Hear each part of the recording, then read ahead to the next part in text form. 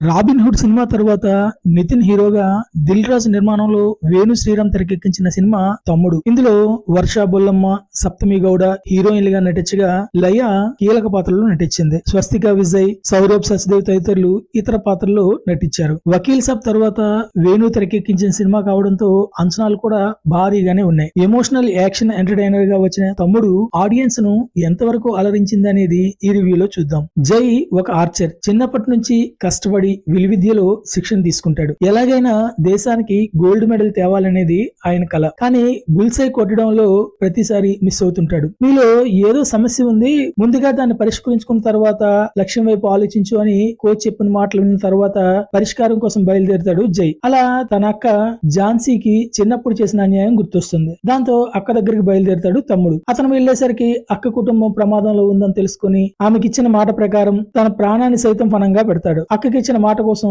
తమ్ముడు ఏం చేశాడు అనేది మిగిలిన కథ. మనిషి పోయి మాట బతికితే మనిషి బతికినట్టే, అదే మాట పోయి మనిషి బతికినా కూడా మనిషి పోయినట్టే అనేది ఈ సినిమా లైన్. సింపుల్ గా 3 ముక్కల్లో చెప్పాలంటే ఒక సిన్సియర్ గవర్నమెంట్ ఆఫీసర్ తో తప్పుడు సంతకాల కోసం వీలనాడే ఒక క్రూర నాటకం ఈ సినిమా అన్నమాట. ఆ సిన్సియర్ ఆఫీసర్ తమ్ముడు హీరో. అక్కకి ఇచ్చిన మాట కోసం తమ్ముడు ఏం చేశాడు అనేది సినిమా కథ. వినడానికి చాలా సింపుల్ గా అనిపిస్తున్నప్పటికీ స్క్రీన్ ప్లే వైజ్ గా మ్యాజిక్ చేయాలి అనుకున్నాడు వేణు శ్రీరామ్. కానీ అది అస్సలు కుదరలేదు. తన గత సినిమాల్లో కమర్షియల్ అంశాలు ఎక్కువగా చూపించిన వేణు తమ్ముడులో ఆ టెక్నిక్ పై ఫోకస్ చేశాడు. మ్యూజిక్ పరంగా ఈ సినిమా బాగుంది. నిర్మాత శిరీష్ చెప్పినట్టు మొదటి 15 నిమిషాల తర్వాత సినిమా మొత్తం ఒక రోజులో జరిగే కథ అన్నమాట. ఇలాంటి సినిమాకు స్క్రీన్ ప్లే చాలా పకడ్బందీగా ఉండాలి. కానీ ఈ విషయంలో వేణు శ్రీరామ్ పూర్తిగా మిస్ఫైర్ చేశాడు. అక్క అనుకోకుండా ఒక ఊరికి వెళ్ళడం, అక్కడ ఆమె కొన్ని సమస్యలు ఎదుర్కోవడం, ప్రజలకు ఇచ్చిన మాట తీర్చకుండా ఉండడం, ఆ విషయం తెలిసిన తమ్ముడు అక్క మాట కోసం అదే ఊరికి వచ్చి ఆమె ఆశయాన్ని ఎలా తీర్చాడు, ఇవన్నీ చాలా సినిమాల్లో చూసిన విషయాలే.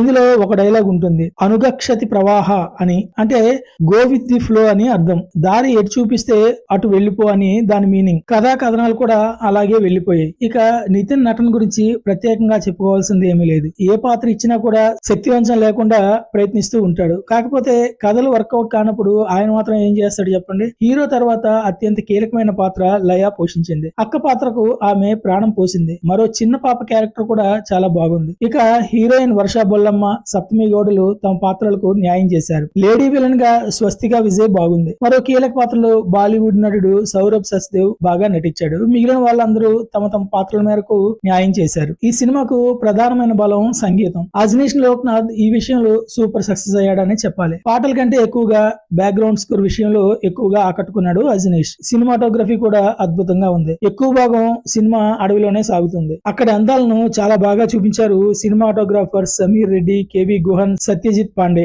ఎడిటర్ ప్రవీణ్ పూడి ఇంకాస్త కఠినంగా ఉండి కొన్ని సన్నివేశాలను తొలగించి ఉంటే సినిమా ఇంకో రకంగా ఉండేది. నిర్మాణ విలువలు అత్యున్నతంగా ఉన్నాయి. దర్శకుడు వేణు శ్రీరామ్ కథ మాత్రమే కాదు స్క్రీన్ ప్లే కూడా పాదాన్నే రాసుకున్నట్టు ఉన్నాడు. ఓవరాల్ గా తమ్ముడు సినిమా గురించి చెప్పాలంటే బుల్సై మళ్ళీ మిస్ అయింది.